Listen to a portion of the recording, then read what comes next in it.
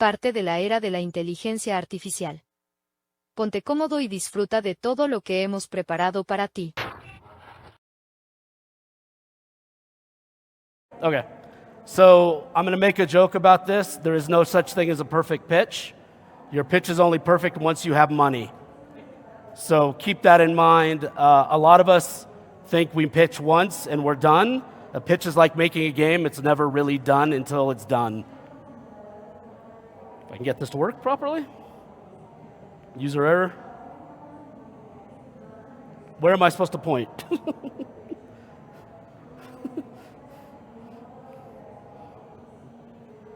It'll be a long talk. Okay, well, show you. It'll be a long talk. Is this thing working? Okay, perfect. So we'll talk a little bit about the state of the industry. Normally I go straight into talking about the pitch, but everybody knows there's a lot of stuff going on in the industry right now. Times look really rough. It's really hard to get money. And we'll talk about what do you want, understanding investors, then I'll actually get into the pitch, and then a little bit about how Xsolla can help, but not too much. Boy, this is going to be fun. Next slide, please. All right, current state of the indie market. Can we get this fixed? Because I need to fly through this. Give me a second, guys.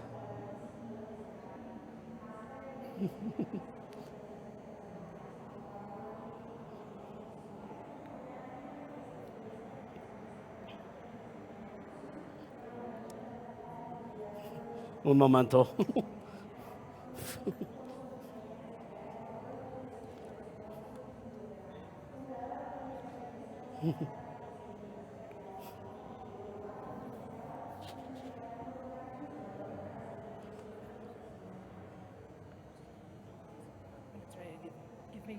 Okay.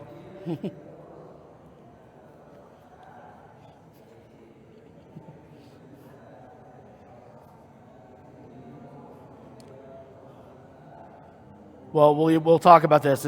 Don't read the news. If you're trying to make a game right now, don't spend a lot of time focusing on the headlines of the indie bubble, about how hard it is to make games, about nobody's investing, nobody's publishing. I've got some slides that'll actually show you what's going on as soon as we can get this solved. Apologize for the delays, but it's really hard for me to do the talk and have somebody else do the button.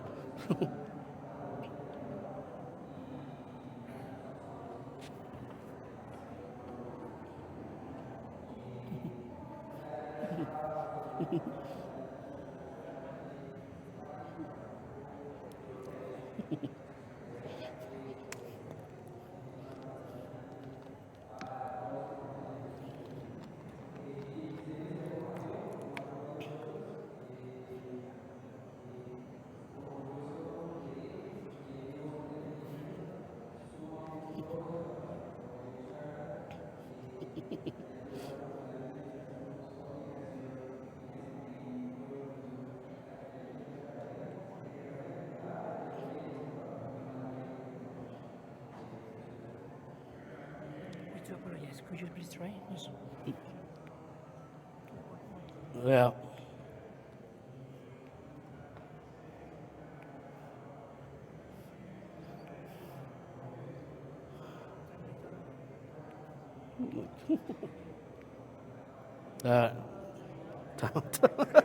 I'm done, thank you.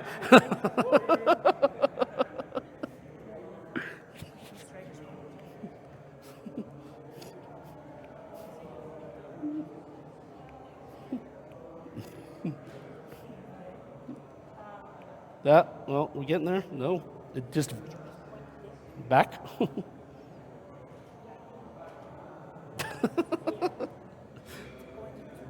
to the master. Okay, let's see if we can get this to work now. Back in the room.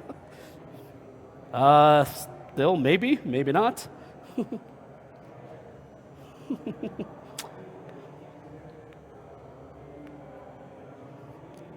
this will be an interesting talk. You guys want to see the same slides again, right? To the master. Okay, let's see if we can get this to work now. Back in the room. This will be an interesting talk. You guys want to see the same slides again, right? 'Cause I think it's With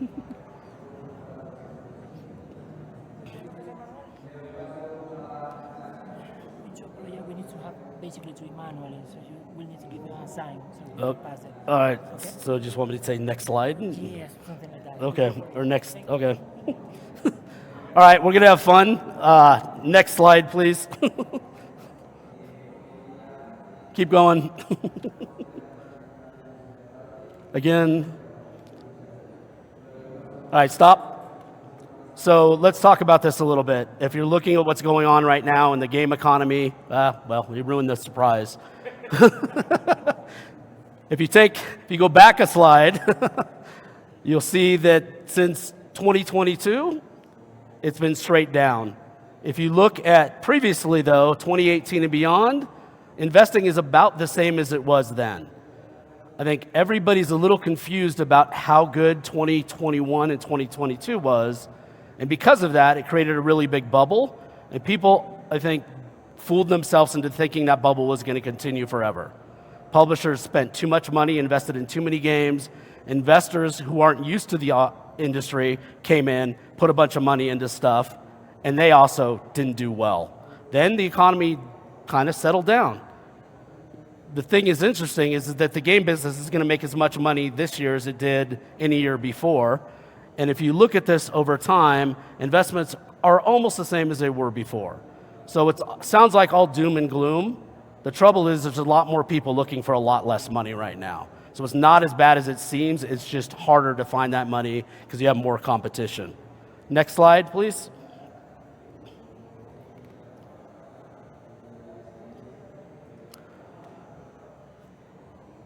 One more. Perfect. So what does it really mean? Back one. Perfect. So what does it mean? It's not 2022 anymore, and it's not 2012 anymore. Most of you have probably not been in the business or around the business long enough to understand we went something very similar in 2014, and actually again in 2008 and 2009, when there was a big bubble, people stopped investing. Back in 2008, 2009, there actually weren't a lot of investors. So that's actually something new. It used to be just publishers. So there's actually a lot more money available now than there ever has been. It's gotten harder because those people have gotten back to being conservative about what they spend. The funding landscape was crazy. Anybody who was making a game could go find a funding opportunity. Innovation in AI is creating a lot of uncertainty for investors. They're not sure where to go, who's making strides, who's faking it, who's doing stuff that's going to get them sued. So everybody's slowing way down trying to figure out what's next. And again, like I said, competition has gotten much worse. It's never been easier to make a game, but it's never been harder to get attention for that game. Next slide. Keep going. So we're going to talk a little bit about fundraising strategy here. Next slide. Keep going till get to number 4. One more? Perfect. So it's not the period of unbridled optimism. 2020 in the pandemic led to, I would call, a massive amount of FOMO from investors and publishers desperate to make sure they had enough content to satisfy the market. And as a matter of fact, they invested in too much content. Due diligence went out the windows. So when I first was signing games, I would never sign a game without spending 2 or 3 days with the developer in their office, talking to everybody on the team, talking to the studio head, figuring out if not only could they make the game, but were people happy to be there? Did they want to make the game? Did they know what they were doing? Were they excited? That all went out the window in the 2020s, obviously because of the pandemic, and again, people got lazy. There was a period of time in 21, 22 where adding the word Web3 to your pitch could pretty much guarantee you would get funding. I will tell a little story. Some friends of mine, I won't say the developer, went out, they were looking for $4.5 million. They were having a real hard time getting it. They added a little bit of Web3 stuff to their pitch and got $14.5 million. So they literally got 10 million more than they were originally asking for just by adding Web3. That's how crazy things were. Everybody was lazy. Everybody was so competitive and so worried about losing a good game to somebody else that they would overbid. And when you overspend on things, at some point that catches up.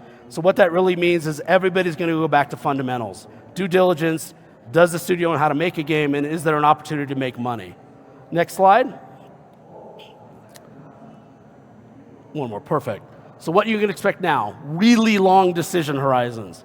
If you talk to somebody, a publisher, an investor, and they're interested today, the odds are you're not going to sign for 6 to 10 months, most likely. They're going to be really slow. They're going to spend a lot of time in due diligence. You could get pretty far down the road, and they could just say no because something changes. I have a number of friends that had interest, were in contract negotiations, and then were just frozen out after GDC. Literally, people weren't returning their calls, they weren't telling them what was going on, or they just said the deal's dead. So expect things to take much longer than they should. You have to meet the publisher where they are, and throughout the talk, I'm going to be interchanging investor and publisher. They are different, but for most of the talk, I'll be saying they're the same. What do I mean by that? You have to understand who the publisher is, what kind of games they publish, what kind of budgets they're publishing, and what kind of expectations they have. It means you can't be lazy either. You have to do your homework on who you're talking to and what their expectations are, and then you have to figure out in your pitch how to match those expectations. You need to build a business case. A lot of you are just trying to build a game. How many of you are building your first game? Okay. You're focused on building the game, I'm sure. The problem is the publisher investor needs to know you're building a business. I can't invest in just a game anymore. You have to stay in business long enough to make a game and ship it, and then stay afloat for 6 months to keep it going and keep it alive. The other thing is a return to fundamentals, and I have this up here twice. I don't like to repeat myself on slides, but that's how important it is. You need to know what you're building, who you're building it for, how much it's going to cost, and then you need to figure out how much money you think you can make from it, because I guarantee you the publisher's going to care. Next slide. So let's talk a little bit about this. What do you want? Next slide. And this is important too. Let's go one more, sorry. Next slide, there we go. One more click. Perfect. So what do you want? Money is a means to an end, and nobody starts out making games just to say, I want money. Now, again, most of us are making games to make money, but most of you are passionate about making games, and you need to understand that the money is a means to an end. The money in itself is not the goal. So what is that money going to provide? What are your ambitions? Are your ambitions to build one game? Are your ambitions to build a big studio that makes a bunch of games? Are you hoping to do transmedia? It's really important that you're very clear about what your goals are before you go ask for money, because the people with the money are going to ask that question. And if you don't have that answer, you're not going to get the money. Do you want to manage people? Do you just want to build games? Do you want to build a studio? Do you have to run a studio? Do you know accounting? Do you know finance? Do you know legal? All these things you need to ask yourself to make sure that you're building something that somebody can invest in. And is money your ultimate goal? Or is it to build a long-term studio? Is it build a big fan base? Understand that, and that will shape your pitch and how you approach it. Next slide. So this is an important thing, and this is something I think a lot of people forget about. You need to get very good at communicating your vision for what you're building. The sooner you can get me inside of your head and understanding your vision, knowing what you're trying to build and trying to create, the more likely I am to be interested and pay attention. It's important that you communicate this at the very beginning, because we all have a short attention span now. Games, social media, everything has made us really short attentions. We lose interest in things really quick. The minute you can get me interested in what your vision is, you're going to keep my interest long enough to pay attention to your pitch. I've been in a lot of pitches where I've seen other people literally stop paying attention after 5 minutes because they get bored. So here's a perfect example of a short vision. I'm not going to reread it to you, but this is a very short, very clear vision. Think of it as a mission statement. Start this off, and then everything should flow from this. Next slide. Okay, this is a funny slide. This was actually done by one of my colleagues. So your vision and your funding need to align. If you're building a single player, point and click, 2-hour, 3-hour adventure, and you're asking for $1 million, nobody's going to invest, because there is no market for that game. There is no market where that game is going to make that kind of money, and there's no reason that you should take that much money to make the game. So the joke here is a sumo wrestler and a ballerina are both athletes. You can't feed them the same diet. If you feed the ballerina the same diet as a sumo wrestler, she's going to look a lot like me, which is not a good thing. And then likewise, if you feed the sumo wrestler the ballerina diet, he's not going to be able to perform. You have to think about your studio the same way. What is the money going to allow you to do? How much do you need to build it? And how much runway do you need after you build it to stay alive until money starts coming in? Next slide. So we talk a little bit about understanding in publishers and investors. In a lot of ways, they're very similar. They all want to make money. In a lot of ways, they're very different in their approach and how they're looking at making money. The example I'm going to give here is investors care about long-term. They're looking for a hockey stick. They're looking for a company that's going to grow at some point that they can sell and exit and make a lot of money. And it's a very different approach, so they're going to care more about the studio, the experience, and the long-term opportunity. Most publishers are going to care mostly about the game that you're working on and you're pitching to them, and can you deliver? Now, it's almost the same pitch you're giving, but you need to reverse the importance of the order. If I'm a publisher, I'm only going to care about the studio after I care about the game. If I am an investor, most likely I'm going to care more about the studio than the individual game. I'm going to care about your ability to pivot and fix and make multiple games, not just one game. So it's super important you understand the distinction on who you're pitching to. Not all money is the same. Taking money from a publisher is like moving in with somebody. Taking money from an investor is like getting married. And there's a very different ending to both of those. When you break up with a publisher, it's tough, you go your separate ways, and both people are unhappy. When things go wrong with an investor, it's like a divorce. The only people that are happy are the lawyers. Next slide.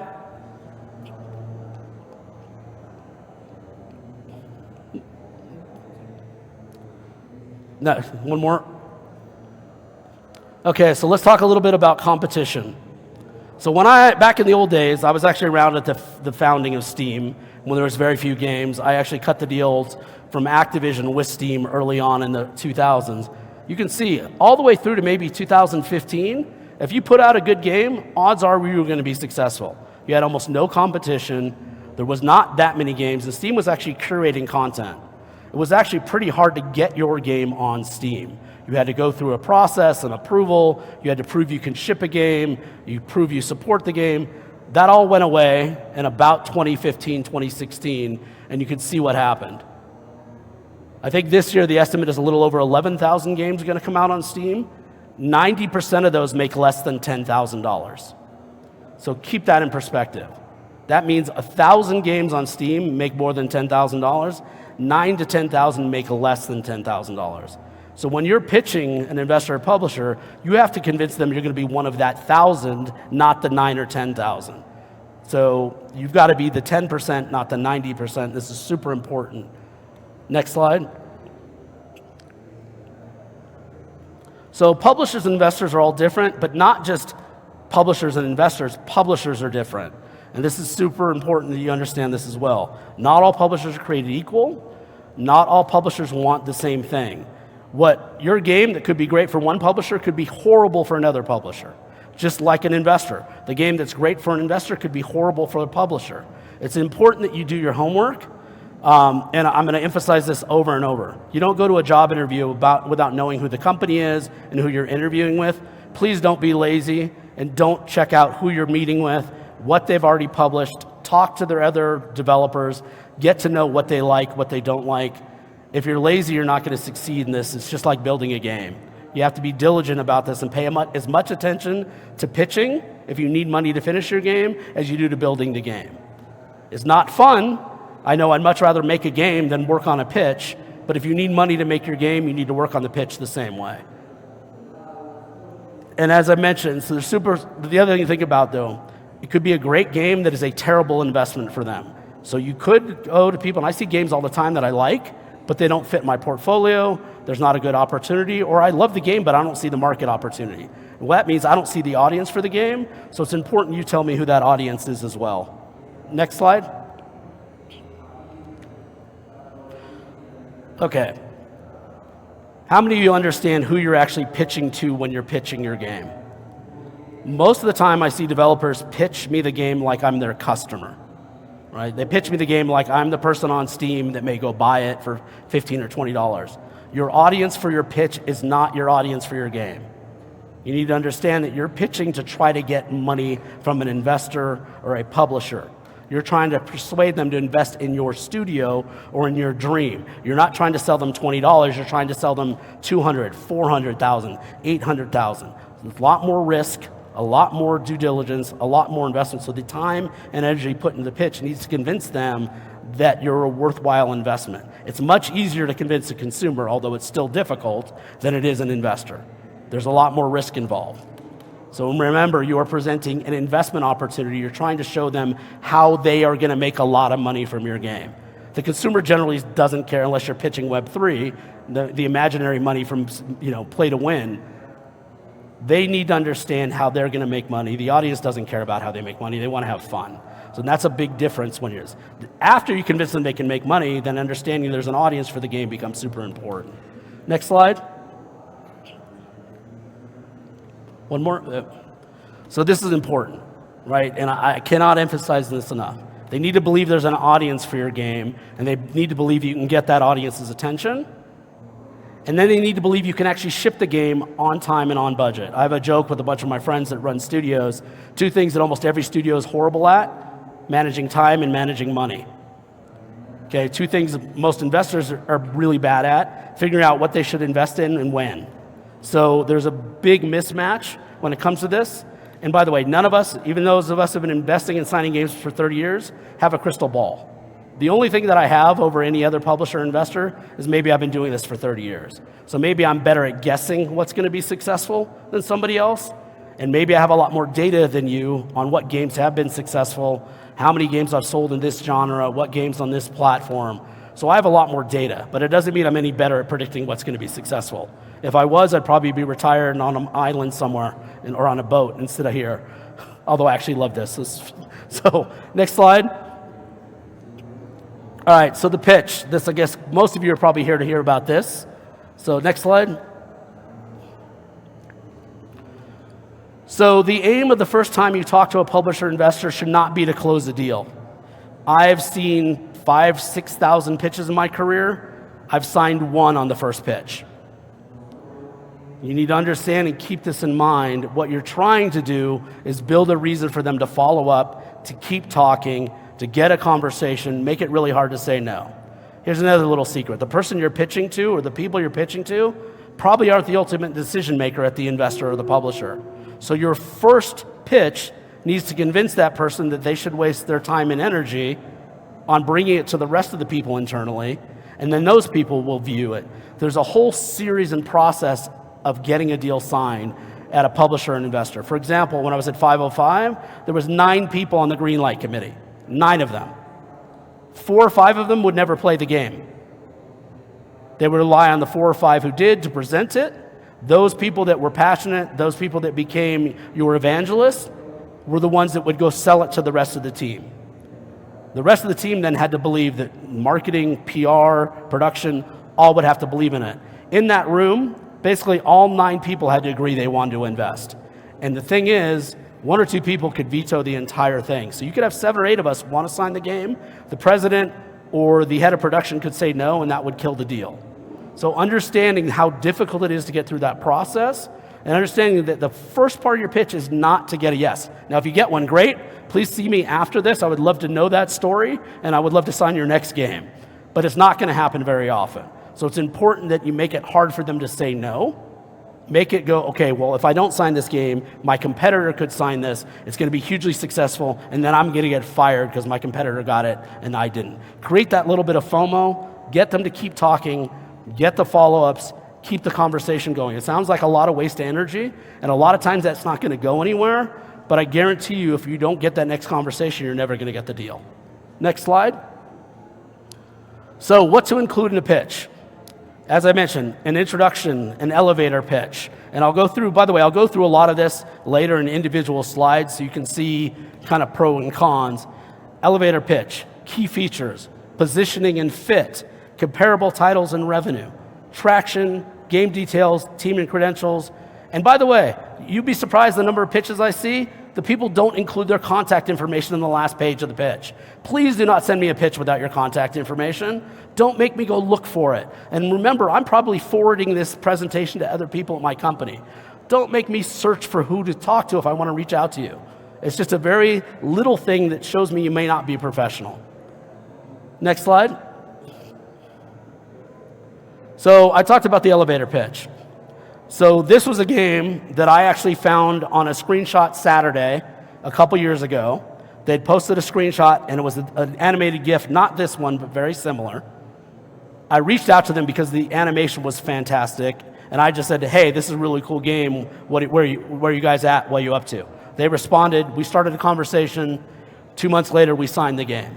Their elevator pitch was a little bit like this. It was not a traditional elevator pitch, but it was, remember when you were a kid playing make-believe, it felt so real, it was hard to separate. I think most of us remember kids playing and you couldn't sometimes tell what was real and what was fantasy. That was the pitch for the game.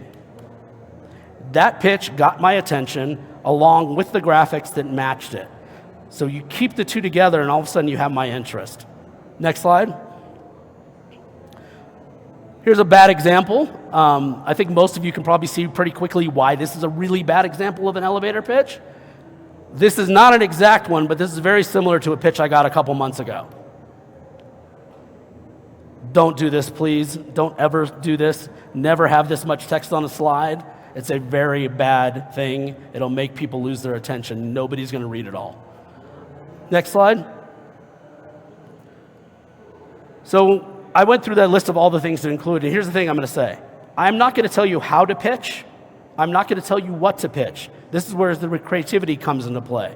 I am going to tell you what almost every investor, almost every publisher I've ever met with needs to see in a pitch, and that was that list of things. How you present it, what order you present it in, what makes it work for you, that's individual. That's your creativity. That is the art.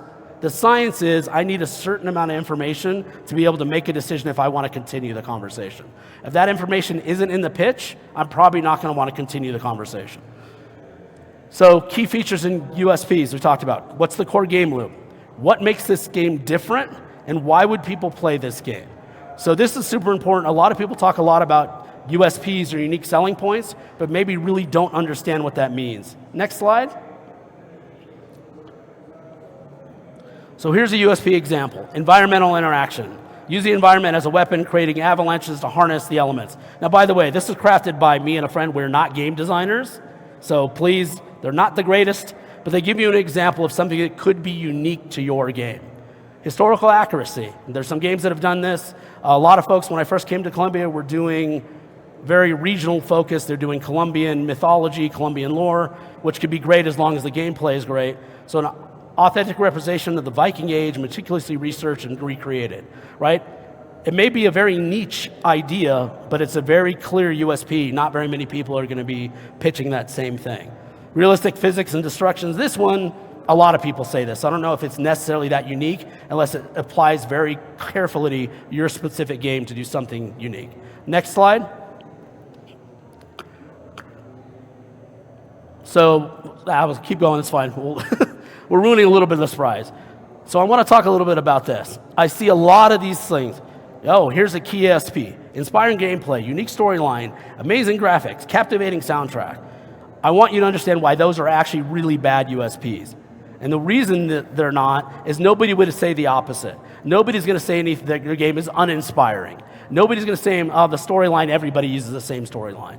Nobody's going to say their game has average or horrible graphics. Nobody's going to say it's a dull soundtrack. So if nobody's going to say the opposite and everybody's going to say this, it's not unique.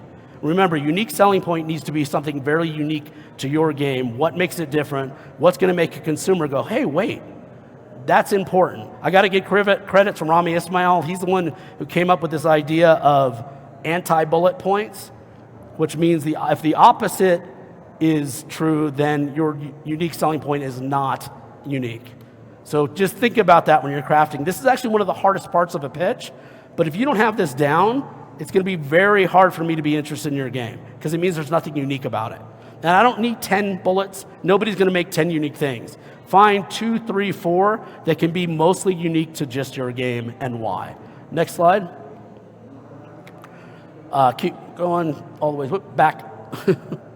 So positioning and market fit. I want to talk a little bit about this. You don't necessarily need to have a slide like this. Some people like them. Some people don't like them. The reason you need to think about this, though, is you need to think about where your game is in the market and how it corresponds to the other competitors. And if your game's even a competitor to these games. And again, we just threw this slide together. You can see the little joystick is where we kind of position where we think this game could be. Next slide. Back. So can anybody tell me why this is a bad example of product positioning? And it's hard to say. I will tell you why. You're trying to be everything to everybody. No game can appeal to everybody. You're not picking what you're trying to be good at. You're trying to be somewhat good at everything, which means you're not going to be better than anything else in the market. It means your game's not going to be as good as Battlefield for hardcore realism. It's not going to be as good as style. So it just means it's not going to be better than anything anywhere, because you can't be everything to everybody. So again, I don't necessarily need to see the slide in a pitch. Sometimes it's really good if you think you have a unique position, but you need to understand where you fit in the market. Next slide.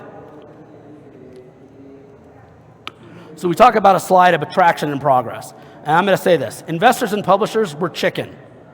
I don't think a lot of you understand that we like to run around thinking we're wolves. We're all a bunch of sheep.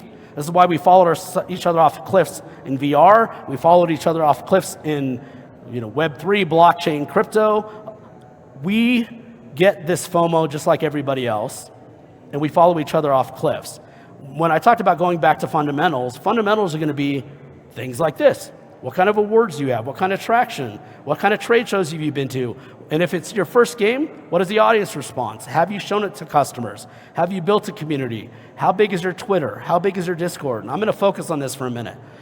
You really need to think about how do you start building your own community. It doesn't need to be big, but you need to prove to me that you have people interested in your game.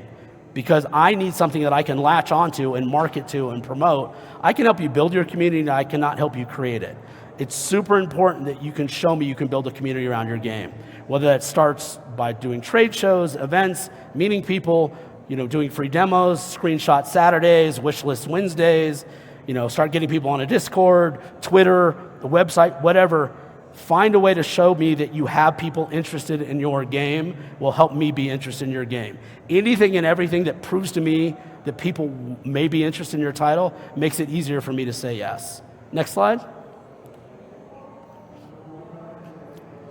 So we talked a little bit about this. I talked about comparable titles, and I have some examples of this. This is important, and I want you to understand. As a publisher investor, I'm going to run all my own numbers. But I need to know you understand where you're standing and what the market opportunity is for your game. So what games are similar to your title? And the way to think about this is, if my game was to ship tomorrow, what are the consumers for my game playing today, and why are they going to stop playing that game to play my game tomorrow? And this is very important. And if I ask this question in a meeting with you and you can't answer this really fast, I'm probably out. Because I don't know who your customer is. You need to know who your customer is. And then I need to figure out if I can get to them and if I think they're there. So when you are thinking about this, you need to think very carefully about who is your customer. And by the way, none of us are creating games that are going to create new customers. Yes, the market is growing. But nobody that I know of is creating a game that's going to attract a bunch of new customers, right? There's 1.8 billion gamers in the world now, or 2 billion. It's very unlikely that you're going to create another billion gamers with your game. Possible, and if you do, again, come see me after the talk, but it's very unlikely. So you need to tell me who they are and where they are and why. Next slide. So let's talk about this slide. We were really struggling to come up with some good comparables. And again, this is your style. Figure out how you want to do this, what works for you. But here's an example of a pretty decent slide that shows units. If you figure out the type of game, and this is similar to what I would like to see. It doesn't have to be exactly this way. Number of units sold and release date. Most of this information is pretty available publicly. I'll show some resources later. But even this isn't the greatest slide because 2 of those on there are 6 years old. Generally, as a publisher investor, I want to see titles no more than 3 or 4. Unless your game is a sequel, prequel, or a spiritual successor to a successful game, then you can go older, or if there's a specific reason to use an older slide. But the general rule, if it's older than 5 years, I definitely don't want to see it unless there's a specific reason. Next slide.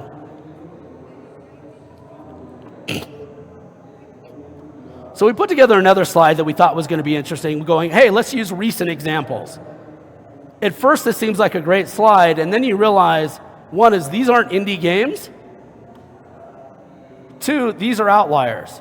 So if you're just selecting the best games in your genre, you're not doing yourself a favor, because the odds are your game didn't have that big of a budget, didn't have that much marketing, or wasn't made by a team of actually really successful people who spun out from a small studio. So make sure that your comparables actually match what you are able to do. Next slide. Here's an example of a really bad slide. And again, this is very similar to a slide I got not too long ago. Somebody was pitching us their own RPG. They were asking for about $500,000, and the 4 titles on there were literally these games. Can anybody think about why this wouldn't make sense? Every one of these games up here, the budgets were well over 100 million, probably closer to 250 million, not including marketing. 3, 5, 7 years in development. I doubt any of you are making these games yet. I'm hoping that 5, 10 years from now, you're all making these games. Don't put these as a comparable. You're going to lose the investor or publisher right away. They're going to think you're living in a fantasy world, and that does well for your game, but not well for an investor. Next slide. So did we go? Okay, so these are just some specific details. This can actually go on one page if you do it well. Think of this as almost a sales sheet, a one-pager of just key information. Game, genre, platforms. And when I say platforms, what platform are you developing for, and what platforms are you planning to launch on? And can you launch on those platforms? Do you need help porting? That all should go onto one slide. Make it super simple and super detailed. The other thing I want to know, and this is super important, if my budget is $500,000 and I've already spent $100,000 to date, make sure that you're clear that you're asking for $400,000. Total budget was $500,000, because now I know that you put 20% into the deal. That means my risk is reduced by 20%. What that also means, you can negotiate a better deal for yourself because you've taken some risk. And if you haven't actually put the cash in, you need to pay yourself. So if you've been working for the game, on a game for a year, figure out what your salary would have been, a reasonable salary for your role at a game company for that year. That's what you've invested in the game already. That's called sweat equity. You should make sure to include that, because if you don't give yourself credit, I'm not going to give you credit. And it's important to understand that most games are built with a lot of sweat equity early on. Next. So this is purely for fantasy's sake, but this is to help you understand a way to break it down, right? You can see total projected cost and investment required. So you can see somewhere in here, they basically spent to date $90,000. They made it very clear. And then they've broken down how much they need for development, QA, localization, porting, marketing, and PR. This slide is perfect for an investor, because an investor is going to need to know how much it's going to take you to ship the game yourself. You probably don't need this for a publisher, because for a publisher, they're probably going to take on QA, localization, porting, marketing, and PR. But believe it or not, it's okay to have this, because then you set expectations with the publisher of what you would like to see, how much you would like to see from marketing, how much you think porting is going to be. So it shows me you've done your homework. So while I don't necessarily need this slide as a publisher, or I may say I'll handle QA, I'll handle porting, it's nice for me to know you've thought about it and you have an idea how much it's going to cost to port. So again, you don't have to copy this slide. However you do this, make it look your own, but having this laid out like this helps tell me you know what you're doing, you understand what you're making, and you know how much you need. Next slide. This is an example of a really bad budget. The reason this is really bad, I'm not a game designer. Don't come to me pitching me 3 options for your game. Pitch me the option that makes the most sense for you. Pitch me the game that you want to build that's going to be most likely to be successful with the audience you're targeting. And it doesn't mean, well, I want to build a $3 million game as my first game. That is not pitching me something realistic. But don't pitch me $100,000 when you need $500,000. Well, I'm going to trick them into signing me for $100,000 and get more money.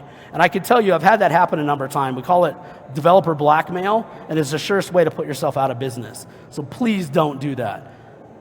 Pitch the game that you want to make with a realistic budget. And here's something if you take nothing away, asking for too little money is worse than asking for too much money. If you ask for too much money, I'm going to dig into the budget, figure out you're asking for too much money, and maybe turn it down. If you ask for too little money, it either makes me doubt you know what you're doing, it makes me think you're going to try to blackmail me later, and it makes me not trust you. So don't ask for way too much thinking that you're going to negotiate. Be honest, be realistic, remember, you're trying to build a long-term relationship. You're going to be partnered with these people for 5 to 10 years. You don't want to start out in an untrustworthy path. So make sure you're estimating accurately, but please don't think, well, I'm going to put it low and go high. That is the surest way to ruin a deal. Next slide. So back one, timeline. You need to be realistic about the timeline. You don't have to put it this way, but it is very nice to have it graphically. Show me when the game started, show me exactly where you are currently, and then show me what the next milestones are and when you project to ship. I know this may change, but it's very important I get in my head, okay, they've been working on it for 8 months, they need 14 more months. So that's 22 months of development. That's a little, then it's very easy for me in my head to figure out how much it should cost, how much it should take, and it also helps you put things in perspective and understand, am I giving myself enough time to do these things? I'll give you an example of a really bad slide. Next slide. I think you can all see why this is really bad. There's no way anybody's going to be able to accomplish this much that fast. And if you can, either the game's crazy or you're making something really small. In general, things take a long time. Going from alpha to localization in QA in a month is never going to happen. By the way, if you're submitting to platforms, Nintendo, Sony, Microsoft, it takes 4 to 8 weeks the first time you submit, generally, to get approval. That's a 2-month process. Did you build that in? And then it takes another month to ship. Understanding of these things is important, so make sure that you do some research. And by the way, almost everything I'm showing you, you can go find on the web somewhere. Rami's presented it, I presented it, somebody's presented it before. So not a lot of what I'm telling you is new, maybe a different perspective, but do your homework. Next. So we talked a little bit about this, right?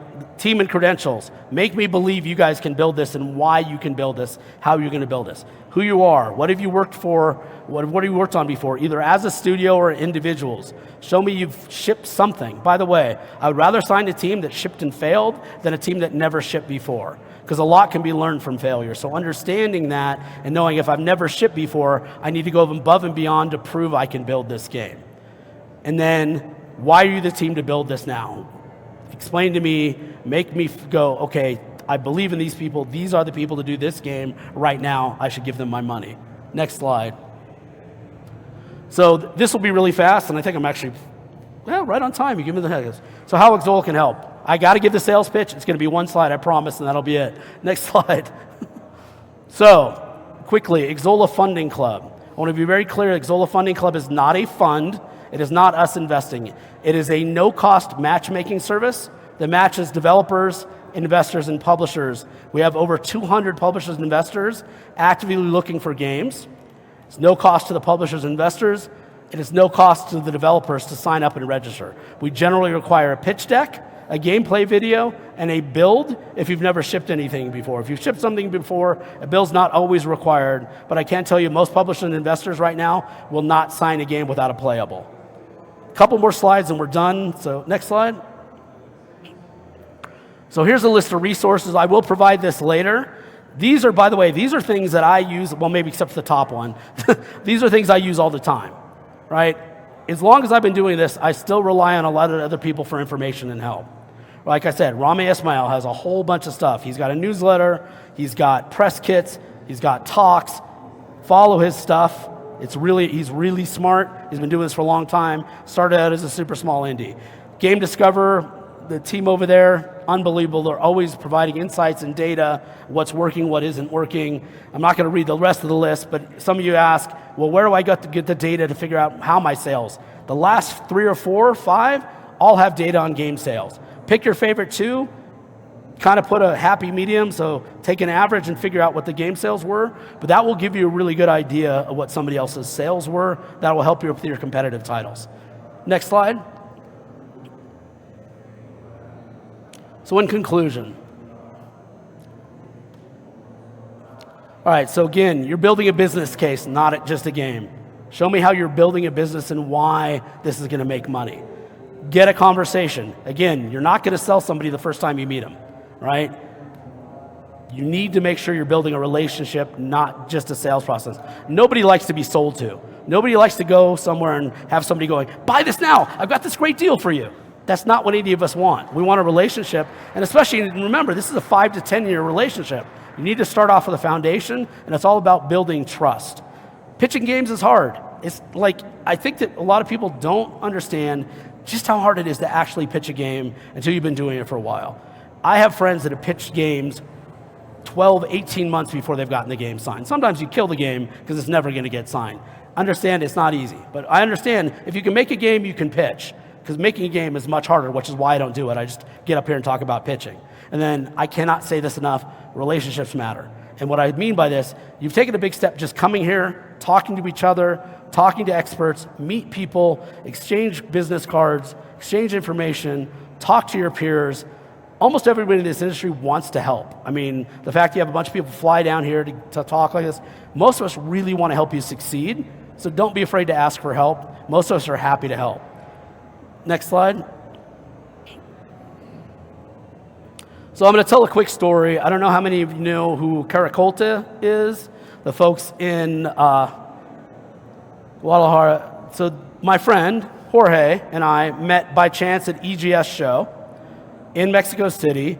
They screwed up my hotel. I had no place to stay. He drove me in his car, found another hotel, took care of me. Then later on, when one of his friends didn't have money to pay for something, I paid for something, and we've been friends ever since.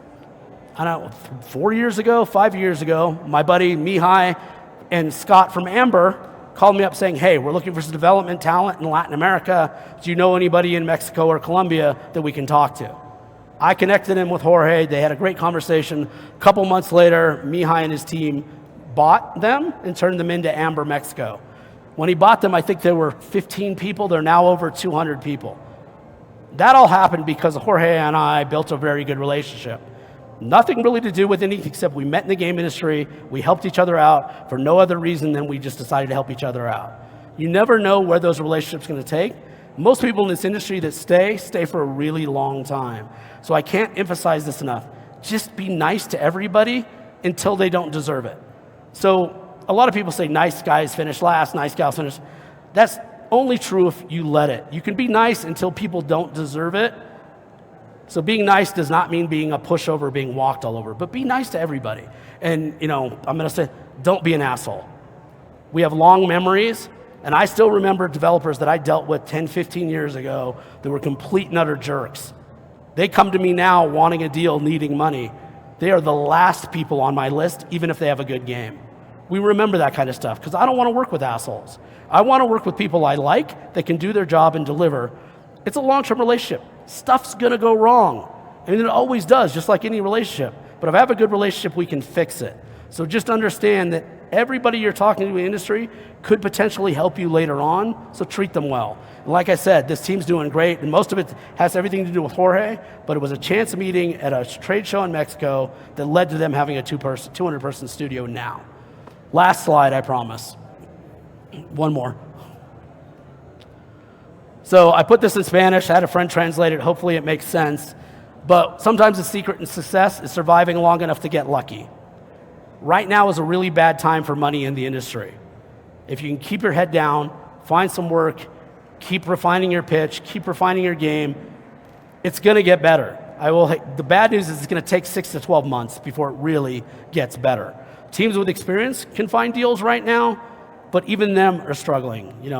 Our friends at Effecto, they're struggling. Everybody's struggling right now. The teams that have success and have built things before will struggle a little less. If you're new, it's going to be 6 to 12 months most likely until the money starts freeing up again. So, I can't tell you how many times I've failed. I can tell you how many times I've succeeded enough to still be here today. I've been doing it for 30 years. You just got to find a way to keep going, and sometimes it gets really hard, and sometimes quitting and stepping away for a little while and then coming back is the best idea. But you just have to survive long enough to get lucky. I think that's it. One more slide, maybe. So thank you from me. That takes you to the Xsolla funding website. I'm pretty easy to find. Feel free to reach out on LinkedIn, Twitter, but here's another piece of advice. If you're reaching out to me on LinkedIn and you want to connect, I would love to connect with you. But make sure you tell me where we met or why you're connecting. Give me context. My problem is I get about 20 requests a day, and it's mostly from people trying to sell me crap, trying to sell me as recruiters, trying to sell me art outsourcing services from some company in Taiwan. I'm happy to connect with all of you. Just say, met at Columbia 4.0, would love to be connected. That's all you need to do, but give me context. And anybody else you're reaching out to on LinkedIn or anywhere else, if you haven't met them or don't know them personally, a little bit of context will go a long way. Thank you very much. I think we have a little bit of time for questions, but not much, right? So I don't know if you need a microphone and a translator.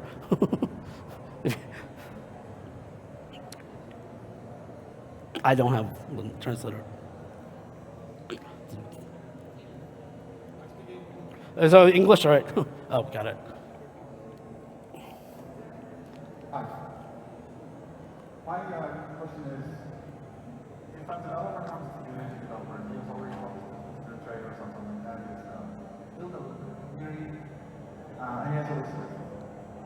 How big of a wish list do you think was impressive?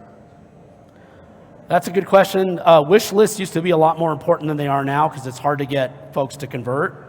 But it's important. It shows you have traction.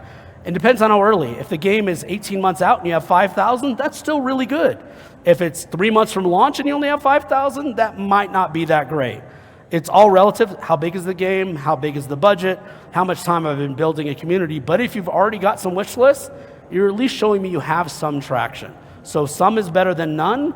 Bigger is always better, right? But here's the thing. If you have a huge wish list, you probably ask for more money from a publisher or investor as well. And this is the other thing about the bigger community you can build, the more likely you can get a better deal. If you come to me with a 100,000 wish list and you're asking for $500,000, I'm going to probably give you a better royalty because that, like, if I can convert 20% of those, I've already made my money back.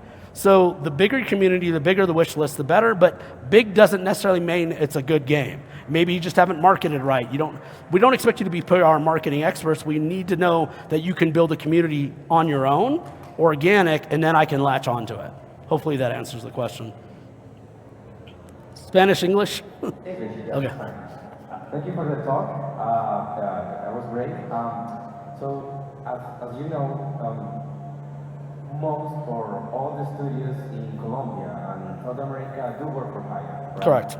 And many people in the industry, they think or they don't like studios that do work for hire because they think that they get distracted and all that. And yeah, I would like to know which will be your advice to manage expectations around that? So believe it or not, I actually love studios that have done work for hire. I love the fact that you're taking money from somebody else to get better at what you do. So any publisher that you talk to that doesn't like you because you do work for hire, you might not want to talk to them right now anyway. I love people that have done work for hire, especially if you don't work for hire for bigger, better studios, and you've said, I helped this studio with this game, here's what my studio did for this game. It gives me confidence you know what you're doing. Maybe you've never released your own game before, that's okay, because you've got experience. The other thing is it tells me you have money coming in to keep the lights on. I don't want to be the only thing keeping the lights on. What if you miss a milestone?